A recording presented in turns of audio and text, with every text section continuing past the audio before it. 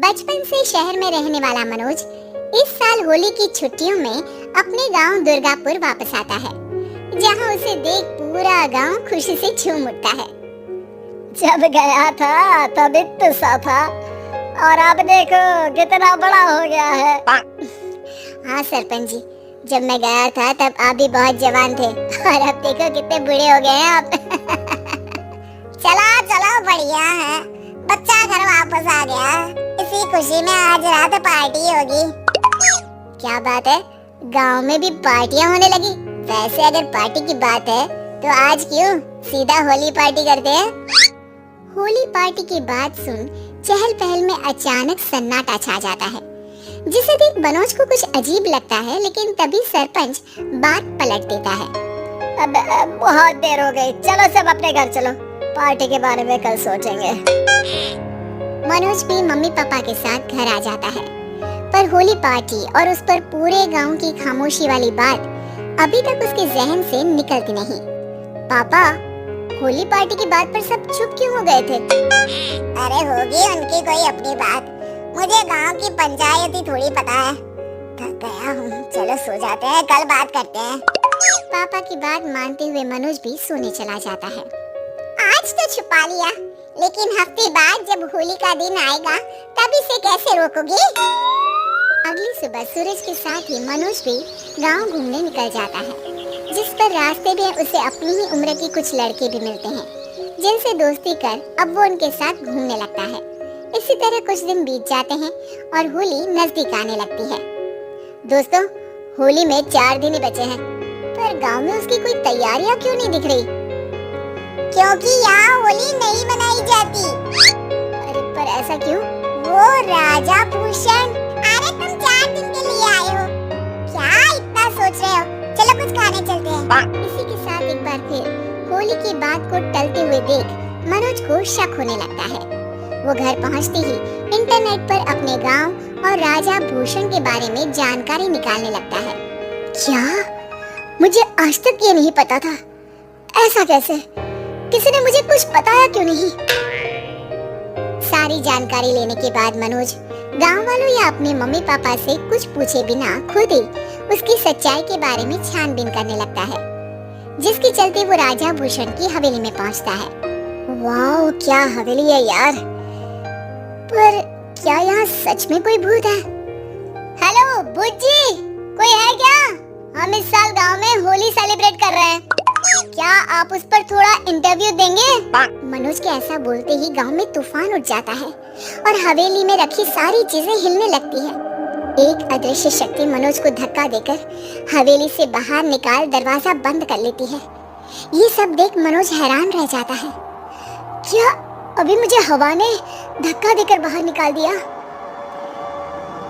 मेरे होते हुए इस गांव में कभी होली नहीं मन सकती, इसलिए दोबारा ऐसी कोशिश भी मत करना, अंजाम बुरा होगा। आवाज सुन मनोज हैरानी से इधर उधर देखने लगता है, पर उसे कोई दिखाई नहीं देता। वो गांव वापस आ जाता है, जहां तूफान की वजह से सब कुछ तहस महस हो चुका होता है। आखिर ये तूफान आया कैसे? ना ऐसा कोई मौसम था और ना ही हमने होली का त्योहार मनाने की बात की थी। सरपंच की बात पर कोई रिएक्शन दिए बिना मनोज चुपचाप अपने घर चला जाता है। इस तरह देखते ही देखते होली का दिन भी आ जाता है और मनोज रंग लेकर गांव में निकल जाता है, लेकिन गांव पूरी तरह खाली होता है। अरे त्योहार का दिन है, धूमधाम की जगह मातम क्यों मनाया हुआ है? मनोज की आवाज सुन सब अपने घर की खिड़कियां खोल के घर के अंदर से ही उसे वापस जाने के लिए कहने लगते हैं, पर वो किसी की नहीं सुनता। तुझे पहले भी समझाया था, अगर होली खेलने की कोशिश भी की तो अच्छा नहीं होगा। अरे बात मान लो बेटा, तुम्हें सच नहीं पता। मुझे सब पता है, सालों पहले इस राजा ने एक अंधविश्वास फैलाया और आप लोग आज तक उसे मानते आ रहे हो।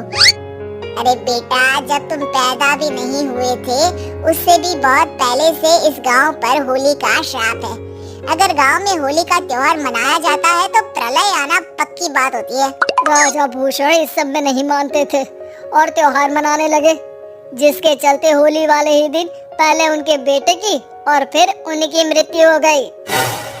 तभी से गांव की रक्षा के लिए उनकी आत्मा उस हवेली में रह रही है। सबकी बातें सुन मनोज उलझन में पड़ जाता है। सोचना भी मत मनोज, अगर तुमने इस परंपरा को तोड़ने की कोशिश भी की तो उसका परिणाम इस गांव और गांव के लोगों के लिए अच्छा नहीं होगा। मुझे भी यकीन नहीं हो रहा कि आप लोग एक बेतुकी बात को मानकर सालों से रंगों के त्योहार को मातम की तरह मनाते आ रहे हो। मनोज किसी की कोई बात ना मानते हुए पूरे गांव में रंग बिखेर देता है, जिसके तुरंत बाद वहाँ तूफान के साथ बिजलियाँ गरजने लगती है। अचानक मौसम में ऐसा बदलाव देख जहाँ मनोज कंफ्यूजन में आ जाता है, वहीं गांव वाले डर से सहम जाते हैं।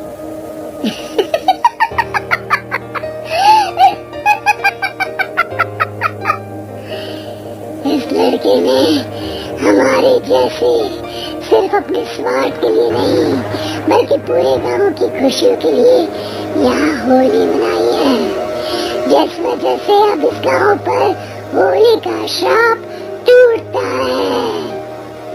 ऐसा बोलकर राजा का भूत वहाँ से गायब हो जाता है, जिसके बाद गांव के लोग धूमधाम से होली मनाते हैं। खुशियों के रंग गांव में बिखरे ही होते हैं कि अगली सुबह अचानक मनोज कहीं गायब हो जाता है और एक बार फिर गांव में होली का नया राज शुरू हो जाता है।